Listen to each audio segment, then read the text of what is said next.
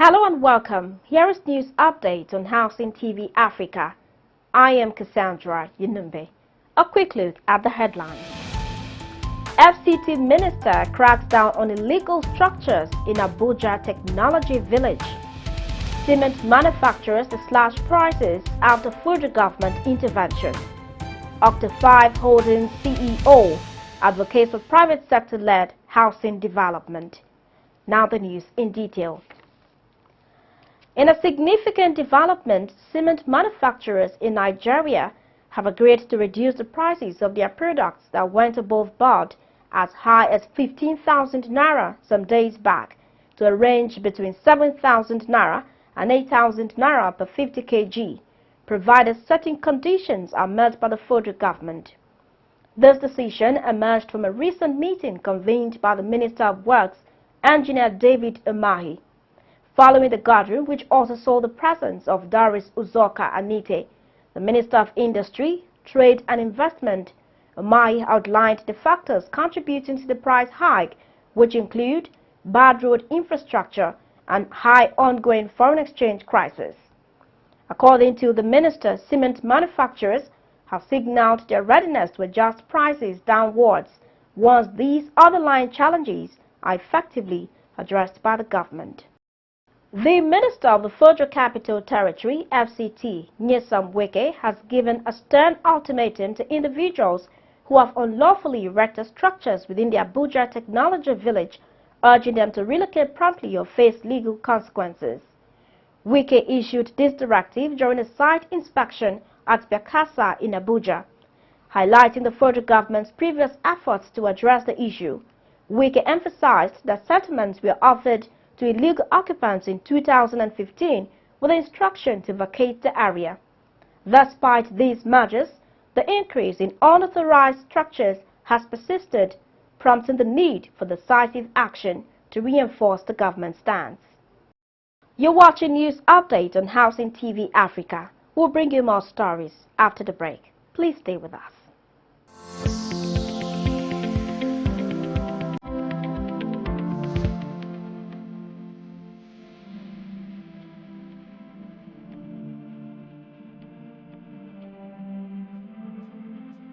Thank you, AIHS, for the opportunity of this exhibition. It was a nice experience. I would like to make it again. Thank you, AIHS. Thank you so much. Thank you, everyone. Thank you, AIHS. Thank you, AIHS.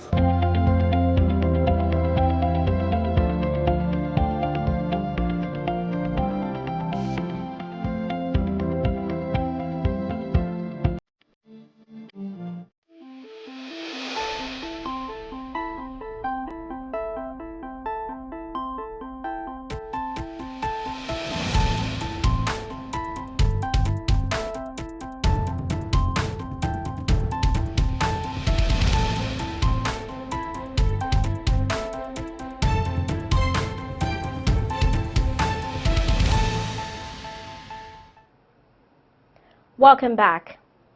The Chief Executive Officer of Octa5 Holdings Limited, Mr. Jide Odusholu, has expressed strong views against government involvement in building houses, stating that it should focus solely on creating an enabling environment for the private sector. In an exclusive interview with Housing TV Africa, Odusholu stated that the government should not be in the business of building houses, but rather focus on creating an enabling environment for private sector participation. Odusholu expressed doubts towards President Bola Tinubu's initiative to build houses through the Renewed Hope Cities and Estate project. He stated that such plans won't be actualized, attributing it to systemic corruption and inefficiency, comparing it to past administration's unsuccessful housing efforts. We need to stop this whole farce of government trying to do what private sector should be doing. No. Government's business should not be to build houses. In sane environments, yes. Government creates incentives and then opens up a segment to the private sector and says, come and invest. I will make it worth your while. Private capital comes into that sector and delivers the goods. Say, oh, you're going to build 2,000 houses, you're going to build 3,000 houses. Why must you build those houses? Private sector, look, we've had this this same thing has been it has been tried. President Obasanjo did it. Yes. It failed. I think the last person that did this thing and it worked was under Shagari Housing Estate. Right. It was the last person that did this whole public housing thing and it worked. Every other government after that has failed, and this is also going to fail because government does not have unlimited resources.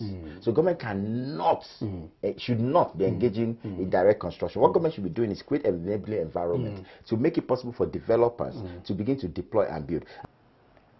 The Enugu state government has refuted allegations of demolitions and forceful evictions of residents from Nchatancha, Nike, a community affected by the ongoing construction of New Enugu City, a smart city initiative by Governor Peter Mba in October. According to the government, the recent protests and disturbances that led to an attack on the bulldozer at the construction site recently was instigated by land grabbers within the community. These individuals purportedly sell portions of land already acquired and gazetted for the project to unsuspecting buyers, and that some suspects are already apprehended by security forces. While acknowledging that affected communities were notified years ago during the commencement of land acquisitions by previous administrations, the Governor Peter Mba's administration reiterates its commitment to handling the mega project with sensitivity. The government emphasizes its approach to ensuring proper compensation and relocation for affected residents before any demolitions take place. Before we call it a wrap, here is a recap of the major stories. The Minister of the Federal Capital Territory, FCT, Nyesom Wike, has given a stern ultimatum to individuals who have unlawfully erected structures within the Abuja Technology Village. Cement manufacturers in Nigeria have agreed to reduce the prices of their products provided certain conditions are met by the federal government. We also told you that the Chief Executive Officer of Octa5 Holdings Limited, Mr. Jide Odusholu, has advocated for private sector-led housing development in Nigeria. For more news in the housing sector, do subscribe to our YouTube channel, Housing TV Africa. You can also follow us on our social media platforms at Housing TV Africa. I am Cassandra Yunimbe. Thanks for watching.